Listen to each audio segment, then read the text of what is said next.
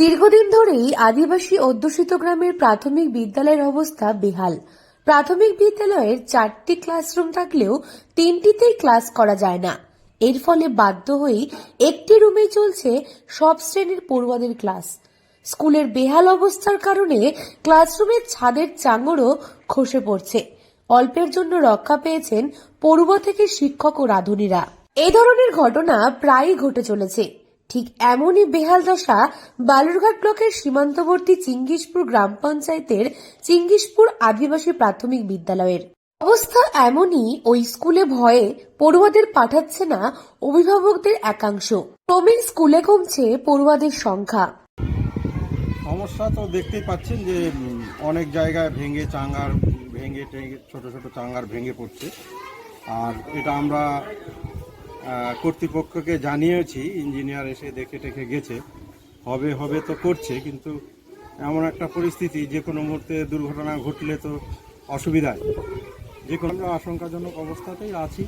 এইভাবেই একটু টেনশন নিয়েই ক্লাসগুলো করতে হয় আমাদের স্পেশালি 4টা রুম ক্লাসরুমের জন্য আছে। দুটো ঘর, পেছনের ঘর দুটো ভেঙে পড়ে পরিস্থিতিটা খারাপ হয়েছে। এই জন্য আমরা পিছনের ঘরগুলো এখন আর ইউজ করি না, সামনের ঘর দুটো ইউজ করি। এদিকে যে কোনো সময় দুর্ঘটনার আশঙ্কা থাকলেও স্কুল বিল্ডিং সংস্কারের কোনো উদ্যোগ নিচ্ছে না সংশ্লিষ্ট দফতর, যা নিয়ে স্থানীয় এলাকায় অভিভাবক ও গ্রামবাসীদের মধ্যে ক্ষোভ ছড়িয়েছে। যদিও স্কুলের পক্ষ থেকে বিষয়টি ঊর্ধ্বতন কর্তৃপক্ষের কাছে একাধিকবার জানানো হয়েছে বলে জানিয়েছেন তারা।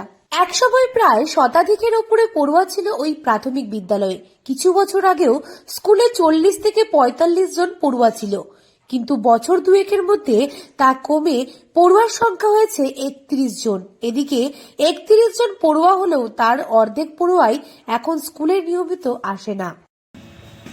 আমরা যে সমস্ত বিদ্যালয়গুলো এই পুরনো আমলে তৈরি করা এবং কনসেপ্টগুলো আমরা দেখি যে ছাদের নিচে সে সরার মতো সব তৈরি করা, কেন যে এইভাবে করেছে, এবং সেগুলোকেই যে প্লাস্টারগুলো খসে পড়ছে সেগুলো। কিন্তু আমার এসআই লেভেল থেকে যে সমস্ত রিপোর্টগুলো আসছে, আমরা ইতিমধ্যে খুব যদি একদম ভগ্নদশা হয় ছাত্রছাত্রীদের একদম নিরাপত্তার স্বার্থে আমরা সেগুলোকে ভেঙে ফেলার একটা নির্দেশ দিচ্ছি।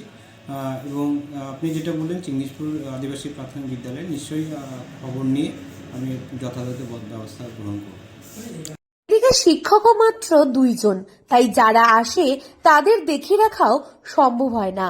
যখন তখন স্কুলের ছাদ থেকে সিমেন্টের চাঙড় ছেড়ে নিচে পড়ছে, তাই স্কুলের বেহাল রুমগুলিতে পঠন পাঠন বন্ধ করে দেওয়া হয়েছে।